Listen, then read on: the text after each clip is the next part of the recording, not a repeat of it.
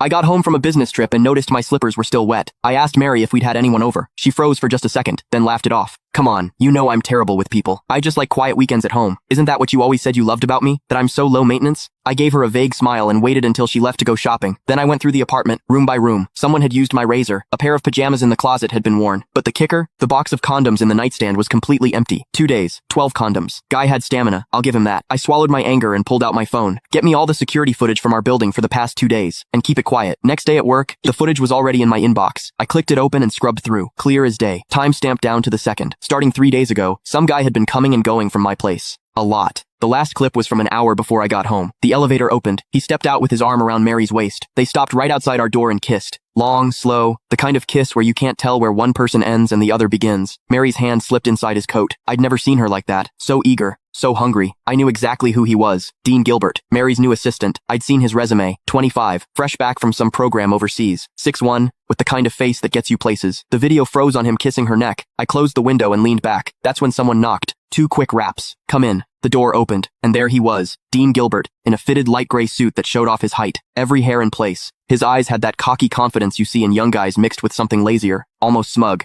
He was holding a folder. Chairman Dickerson. His voice was all business. President Henson asked me to bring over the year-end bonus list for your signature. He walked to my desk and set the folder down. No small talk. Didn't leave. Just stood there, waiting. Perfect posture. But his eyes drifted past me to the bookshelf like this was just some boring errand. I looked up at him. He didn't flinch. He even smiled, a smile that was hard to read. Normally, when Mary sent stuff like this or had her secretary bring it, I'd glance at the total and sign. She handled HR and finance. I'd always given her free rein. But today, I picked up the folder, opened it. I went through page by page. Bonuses ranged from tens of thousands to a few 100,000, nothing unusual for this year. Then I hit the last page. My hand stopped. Next to Dean Gilbert's name was a long string of numbers. Year end. Bonus. $1 million.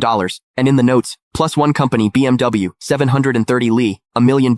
A BMW 7 Series, for an assistant who'd been here less than 6 months. I stared at that number for 2 seconds. Then I looked up. Dean was watching me. That little smile had gotten bigger, and there was something in his eyes, now impatience. Chairman Dickerson, is there a problem? His tone was still polite, but there was an edge, a push. Miss Henson is waiting to head out. He made sure to emphasize those last words. I picked up my Mont Blanc pen and uncapped it. The tip hovered over the signature line. Didn't touch down. Mr. Gilbert, you've been with the company about 5 months now, right? My voice gave nothing away. 1 week shy of 5 months. Quick answer. Smooth. I said nothing. I signed. Thank you, Chairman Dickerson. He took the folder back, flipped to check my signature, then closed it. And right as he turned to leave, I caught it. Click the link in my bio to get the full story for free.